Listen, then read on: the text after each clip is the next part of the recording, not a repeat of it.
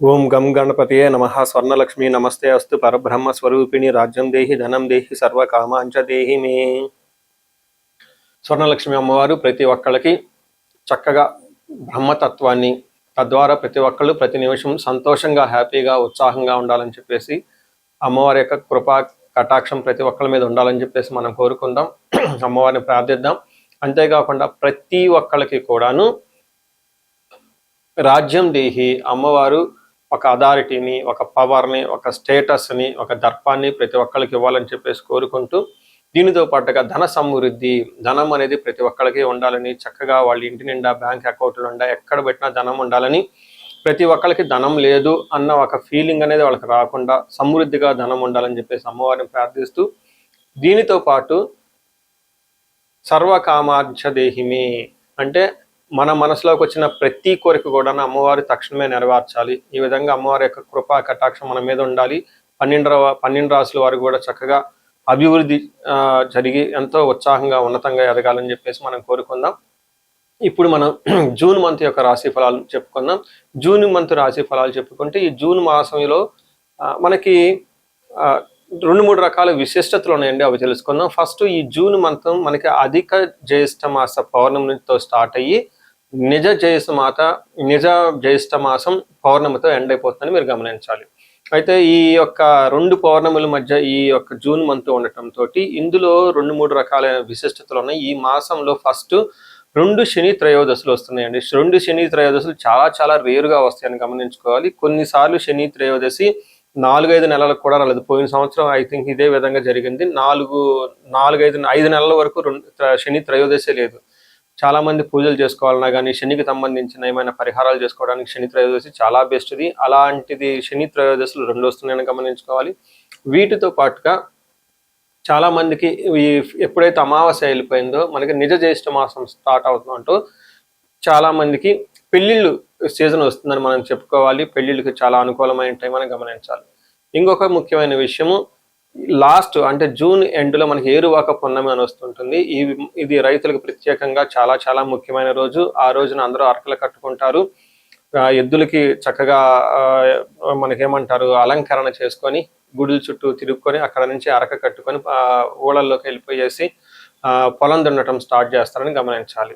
So ఇది కూడాను ఇప్పటికి కూడాను ఇది మనకి ఎప్పటి నుంచో ఉన్న ఒక సనాతన ధర్మంలో భాగంగా ఎద్దులను పూజ చేయటం, వాటిని నందీశ్వరులుగా భావించుకోవటం, గుడుల చుట్టూ 3 రౌండ్లు తిప్పుకోవటం, భజనలు పెట్టుకోవటం, దండారా వేయటం, ఈ పనులను చేస్తూ ఉంటారు. ఒక ఉత్సాహంగా టోటల్ విలేజెస్ కూడా చాలా చక్కటి వాతావరణంలో ఇవన్నీ జరుపుకుంటూ ఉంటారని గమనించాలి. సో ఇది ఈ జూన్ మంత్లో ఉన్న యొక్క విశిష్టతలు, ముఖ్యమైన పండగలు, అలానే ముఖ్యమైన ఇంపార్టెంట్ డేట్లను మనం చెప్పుకున్నాం. ఇప్పుడు ఇంకొకటి చెప్పుకోబోతున్నాం, అది జ్యోతిష శాస్త్రం ప్రకారంగా గ్రహాల గురించి. జూన్ మాసంలో 5 గ్రహాలు మారుతూ ఉన్నాయండి. 28వ తారీఖున అంటే నెల బిగిన అవ్వక ముందే బుధుడు మారుతూ ఉన్నారు. వీళ్ళతో పాటు శుక్రుడు, కుజుడు, సూర్యుడితో మారుతూ ఉన్నారు జూన్ మాసంలో. ఇంకా ముఖ్యమైనది, సంవత్సరానికి ఒక్కసారి మారే గ్రహం ఏంటంటే గురువు మారుతూ ఉన్నారు. ఈ గురువు జూన్ 2వ తారీఖున మారుతూ ఉన్నారు. అంటే మనం జూన్ మంత్లో 5 గ్రహాల యొక్క ప్రభావం ఎలా ఉండబోతుంది అనేది మనం చెప్పుకుంటూ ఉన్నాం అనమాట. జూన్ మంత్ మీనరాశి వాళ్ళ ఫలితాలు చూసుకుంటే, ఇందులో మనకి చాలా గ్రహాలు వీళ్ళకి అనుకూలంగా ఉన్నాయని మనం చెప్పుకోవాలి. ముఖ్యంగా గురువు ఎప్పుడైతే ఎప్పుడైతే గురువు మారుతూ ఉన్నారో, ఈ గురు గ్రహం వల్ల వీళ్ళకి ఏలినాటి శని యొక్క బాధల నుంచి చాలా వరకు ఉపశమనం వచ్చే అవకాశం ఉంటుంది. ఒక కొత్త మార్గాలు అవన్నీ వచ్చే అవకాశం ఉంటుంది. ఇందులో డీటెయిల్స్ చెప్పుకోబోయే ముందు నక్షత్రాలు చూస్తే పూర్వభాద్ర 4వ పాదము, ఉత్తరాభాద్ర 1, 2, 3, 4 పాదాలు, రేవతి 1, 2, 3, 4 పాదాలు అంతా మీనరాశిలో ఉంటారని గమనించుకోవాలి. ఇందులో పేరు బలం ప్రకారం చూసుకుంటే ది, దు, షం, జ, దా, దే, దో, చాచి అన్న అక్షరాలంతా మీనరాశిలో ఉంటారు. ఇందులో మారే గ్రహాలు లఘు గోచారం, సూక్ష్మ గోచారం ప్రకారం చూసుకుంటే, సూర్యుడి వల్ల వీళ్ళకి మానహాని అంటే అవమానాలు జరిగే అవకాశం ఉంటుంది. అలానే కుజుని వల్ల ధనం విషయంలో కొంచెం ఇబ్బందులు పడే అవకాశం ఉంటుంది. సరైన టయానికి ధనం రాకుండా ధనాన్ని కోల్పోయే అవకాశం ఉంటుంది. అయితే వీళ్ళకి చక్కగా గురువు మారటంతో పుత్రుల వలన లేదంటే ధన ప్రాప్తి వచ్చే అవకాశం ఉంటుంది. బుధుని వల్ల ధన ప్రాప్తి, శుక్రుని వల్ల కానీ పుత్రుల వల్ల చాలా లాభం కలిగే అవకాశం ఉంటుంది. సో ఏ ప్రకారంగా చూసుకున్నా కానీ 1-2 గ్రహాలు ఇబ్బంది పెడుతున్నా కానీ అవి మిక్స్డ్గా ఉన్నాయి, మిగతా గ్రహాలు చాలా అనుకూలంగా ఉన్నాయని తెలుసుకోవచ్చు. పర్సంటేజ్ ప్రకారం చూసుకుంటే వీళ్ళకి ఒక 70% వరకు చాలా అనుకూలంగా ఉందని మనం తెలుసుకోవాలి. ఏ విధంగా అంటే ఒక్కొక్క గ్రహం ప్రకారం చూసుకుంటే సూర్యుడు వీళ్ళకి 4వ స్థానంలో ఉండటం వల్ల మిక్స్డ్ రిజల్ట్ ఉంటుంది. ఒక పక్క ఇంటికి సంబంధించిన వ్యవహారాల్లో కొంచెం ఇబ్బందులు ఉన్నప్పటికీ కూడాను ప్రొఫెషనల్లో చాలా బాగా ఉంటుంది. ప్రమోషన్స్ వచ్చే అవకాశం ఉంటుంది, హైక్స్ వచ్చే అవకాశం ఉంటుందని గమనించాలి.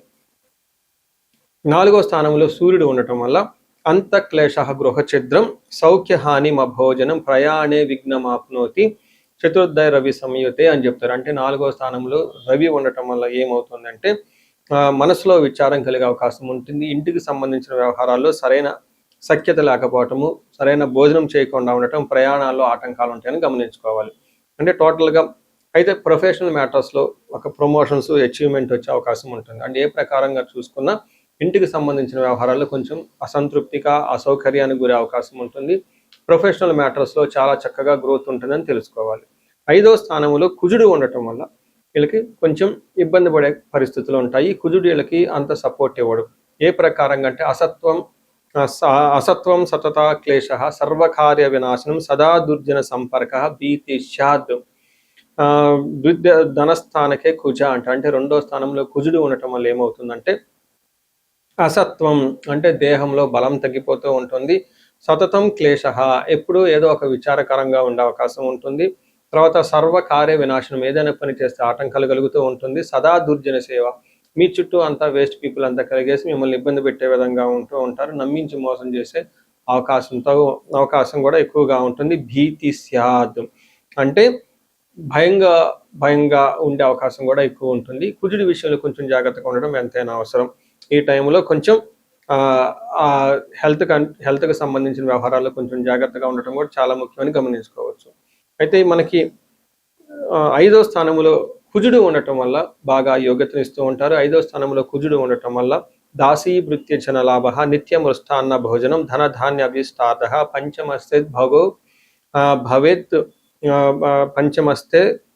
భవేద్ భృగో అంటారు. అంటే 5వ స్థానంలో శుక్రుడు ఉండటం వల్ల ఏమవుతుందంట దాసీ జన భృత్య లాభ అంటారు. మీకుందన్న ఎంప్లాయీస్ కానివ్వండి, సబార్డినేట్స్ కానివ్వండి, మీ ఫాలోవర్స్ మిమ్మల్ని అనుసరించి ఉండేవాళ్ళు మిమ్మల్ని చక్కగా సపోర్ట్ ఇస్తూ ఉంటారని చెప్పవచ్చు. అంతేకాకుండా నిత్య మృష్టాన్న భోజనం డైలీ చక్కగా భోజనం చేస్తూ ఉంటారు. ధనధాన్య అభిష్టార్థ ధనం విషయంలోనూ ధాన్యం విషయంలోనూ మీకు అనుగుణంగా ఉండే అవకాశం ఎక్కువగా ఉంటుందని చెప్తారు. అంతేకాకుండా ఈ టైంలో జెంట్స్ అయితే లేడీస్ నుంచి మంచి సపోర్ట్ వస్తుంది. అది ఇంట్లో నుంచి కానివ్వండి, బయట కానివ్వండి. అదేవిధంగా ఇన్ కేసు లేడీస్ అయితే ఇంట్లో వాళ్ళతో కానివ్వండి, బయటతో ఉన్న వాళ్ళతో జెంట్స్ నుంచి మంచి సపోర్ట్ వస్తుంది అని చెప్పుకోవచ్చు.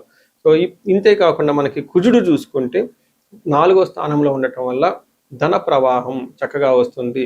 మదర్కి చాలా చక్కగా ఉంటుంది. ఏదైనా కొనుక్కోవాలనుకుంటే ఆ గృహానికి సంబంధించి ఇంటికి సంబంధించిన వాటిలో బాగా కలిసి వచ్చే అవకాశం ఉంటుందని తెలుసుకోవచ్చు. బుధుడు 4వ ఇంట్లో ఉండటం వల్ల ఆగిపోయిన పనులు, ఇంటికి సంబంధించిన పనులు ఏమైనా ఉంటే చక్కగా పురోభివృద్ధి చెంది బాగుంటుందని గమనించుకోవాలి. సో మీరు చూసారు కదండి, ఎక్కువగా గ్రహాలు వీళ్ళకి కొంచెం ఇబ్బంది పెడుతున్నట్లు, ఇక ఇబ్బంది నుంచి బయటపడే విధంగా ఉన్నాయని గమనించాలి. ఈ టైంలో ఎక్కువగా ప్రమోషన్స్ వచ్చే అవకాశము, కెరియర్లో ఒక కొత్త చేంజెస్ వచ్చే అవకాశం ఎక్కువగా ఉంటుంది. వీళ్ళు పరిహారాల కింద ఏదైనా చేసుకోవాలనుకుంటే కుజుడికి సంబంధించిన సంపూర్ణ పరిహారాలు చేసుకుంటే చాలా బాగా కలిసి వస్తుంది. కుజుడికి ముఖ్యంగా ఆంజనేయ స్వామికి సంబంధించిన దండకం చదువుకోవటము, హనుమాన్ చాలీసా చదువుకోవటం, వీటితో పాటు కందులు 1 కేజీ బావు దానం ఇవ్వటము, సుబ్రహ్మణ్యేశ్వర స్వామి ఆరాధనలు ఇవన్నీ చేస్తూ ఉంటే బాగా కలిసి వస్తుంది. సో ఇవి కాకుండా వీళ్ళకి ఏలినాటి శని యొక్క ప్రభావంతో చాలా ఎక్కువగా ఉన్నారు కాబట్టి శని పిప్పలాద స్తోత్రం చదువుకోవటం, యోగా చేయటం, మెడిటేషన్ చేయటం, వీలైనంత ఎక్కువగా సేవ చేస్తూ ఉంటే బాగా కలిసి వస్తుంది. ఇంకొక ముఖ్యమైన విషయం, మీకు నాగుల కట్ట అంటారు, లేదంటే అశ్వత్ కట్ట అంటారు. నాగుల కట్ట లేదంటే అశ్వత్థ మర అని అంటూ ఉంటారు. ఇక్కడ ఎప్పుడైతే నాగులకి లేదంటే సుబ్రహ్మణ్యేశ్వర స్వామికి అభిషేకం చేసి చక్కగా పూజ చేయగలిగితే ఇంకా జీవితంలో పురోగభివృద్ధి పొందే అవకాశం ఉంటుంది.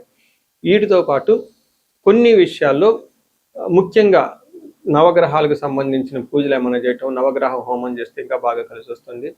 ఇంటికి సంబంధించిన వ్యవహారాల్లో కొంచెం ఎవరికైనా సరిగా లేకపోతే మహన్యాసపూర్వక ఏకాదశ రుద్రాభిషేకం అని ఉంటుంది, లేదంటే ఏకాదశ రుద్రాభిషేకం, ఏకవార రుద్రాభిషేకం అని కూడా కామన్ లాంగ్వేజ్లో వాడుతూ ఉంటారు.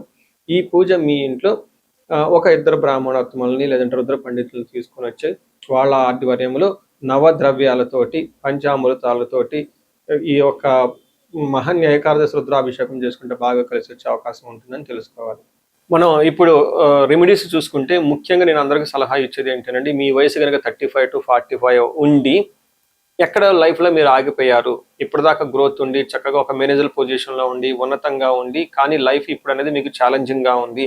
దీన్ని మనం జనరల్గా మిడ్ లైఫ్ క్రైసిస్ అని చెప్తూ ఉంటారు చాలామంది. బట్ జ్యోతిష శాస్త్రంలో మిడ్ లైఫ్ క్రైసిస్ ఎందుకు వస్తుంది అనేది చాలా చక్కగా వివరించడం జరిగింది.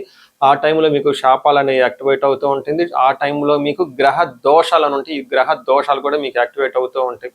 ఇది ఒక్కసారి మీరు ఇన్ కేస్ మీ ఏజ్ కనుక అలా ఉండి అప్పటిదాకా బాగుండి మధ్యలో మేము లైఫ్లో స్ట్రక్ అయిపోయాము, గ్రోత్ లేదు, డైరెక్షన్ లేదు, సరిగా ఇంప్రూవ్మెంట్ లేదు, రిలేషన్షిప్స్లో ప్రాబ్లమ్స్ వస్తూ ఉన్నాయి, ఎలా వెళ్ళాలో కన్ఫ్యూజన్లో ఉన్నారు అనుకున్నప్పుడు ఖచ్చితంగా ఒకసారి జ్యోతిష శాస్త్రంలో మీ ఇండివిడ్యువల్ హారోస్కోప్ చూపించుకోండి.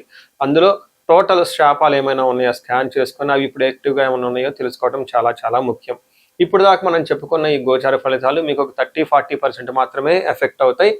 100% మీ జాతకం కరెక్ట్గా ఎలా ఉందని తెలుసుకోవడానికి ఇండివిజువల్గా జాతకం చూపించుకోవడం చాలా ఇంపార్టెంట్. అందులో ఉన్న దశలు ఎలా ఉన్నాయి, భుక్తులు ఎలా ఉన్నాయి చూసుకొని చక్కగా పరిష్కారాలు చేసుకొని పరిహారాలు చేసుకుంటే లైఫ్ అనేది 10 రెట్లు ముందెళ్ళే అవకాశం ఎక్కువగా ఉంటుంది. చాలా మందికి ధనానికి ఇబ్బంది పడిపోతూ ఉంటారు. అప్పటిదాకా ధనం ఫ్లో ఉంటుంది, సడన్గా ధనం ఫ్లో ఆగిపోయి ఉంటుంది. వాళ్ళు స్వర్ణలక్ష్మి విశేష హోమం చేయించుకోవటం, కుబేర పాశుపతం చేయించుకోవటం చాలా ముఖ్యం. దీనితో పాటు చాలా మంది భార్యాభర్తల మధ్య అన్యోన్యత అనేది లేకుండా చాలా ఇబ్బంది పడిపోతూ ఉంటారు. ఏదో ఉన్నామంటే ఉంటారు కాబట్టి ఈ యొక్క భార్యాభర్తల మధ్య గొడవ వల్ల ఇంట్లో అనేక రకమైన ప్రాబ్లమ్స్, మిస్అండర్స్టాండింగ్స్ వస్తూ ఉంటాయి. బంధువులు చుట్టాలతో కూడా ఒకసారి మీకు అంతా విలువ ఇవ్వకుండా పోతూ ఉంటారు. ఇలాంటి వాళ్ళు అన్యోన్య దాంపత్య పాశుపతం చేయించుకోవటము లేదా విశ్వావసు గంధర్వరాజ మహా హోమం చేయించుకోవటం, విశేష హోమం చేయించుకుంటే జాతకంలో ఉన్న దోషాలు పోయి చక్కగా ఉంటారు.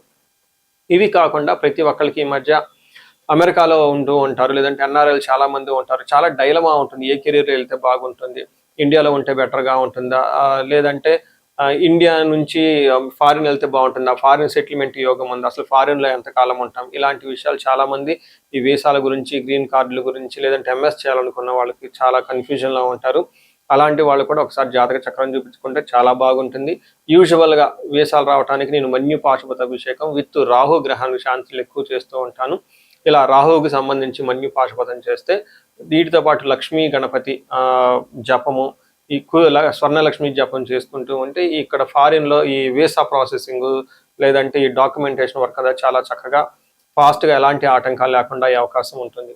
ఇది కాకుండా ఇంకా మీరు ఏమైనా ఇండివిజువల్గా మీకు ఛాలెంజెస్ ఉన్నాయి, హెల్త్ బాగలేదు, మహామృత్యుంజయ హోమము, ఇంకా ఏమైనా మీకు మీ యొక్క శత్రు బాధలు విపరీతంగా ఉన్నారు, చండీ హోమం చేయించుకోవటం, చండీ హోమంతో పాటు ఇంకా మీకు విపరీతంగా మిమ్మల్ని ఇబ్బంది పెట్టేసి మిమ్మల్ని భయభ్రాంతులు గురి చేసే వాళ్ళు ఎక్కువగా ఉన్నారు, బగలాముఖి జపము హోమము ఇవి చేయించుకుంటూ ఉంటే మీ చుట్టూ ఒక మంచి ప్రొటెక్టివ్ ఎన్విరాన్మెంట్ ఉంటుంది. సో ఈ మధ్యకాలంలో ఎక్కువగా నేను చండీ హోమాలు కూడా చక్కగా చేస్తూ ఉన్నాను. సాఫ్ట్వేర్ వాళ్ళకి, రాహు దశ నడిచిన వాళ్ళకి, రాహు అంతర్దశలు ఉన్న వాళ్ళు, ఇంకా నేను చాలా మందికి కాలసర్ప దోషాలు కూడా దగ్గరుండి చక్కగా నా ఆధ్వర్యంలో పూజలు చేపిస్తూ ఉన్నాను. ఇలాంటి వాళ్ళు మీ ఇండివిజువల్ జాతకంలో ఒకసారి చూపించుకొని ఎక్కడైనా మీరు లైఫ్ స్ట్రక్ అయ్యాము అనుకుంటే వాటికి చక్కగా ఎందుకు కారణం తెలుసుకొని పరిష్కారాలు తెలుసుకోవటం వల్ల మీ లైఫ్ 10 ఇంతలే ముందుకెళ్ళే అవకాశం ఎక్కువగా ఉంటుంది. మీ అందరికీ అష్టలక్ష్మి కృప కలగాలని, అలానే అష్టైశ్వర్యాలు భోగభాగ్యాలు కలగాలని చెప్పేసి నేను కోరుకుంటున్నాను. నమస్తే.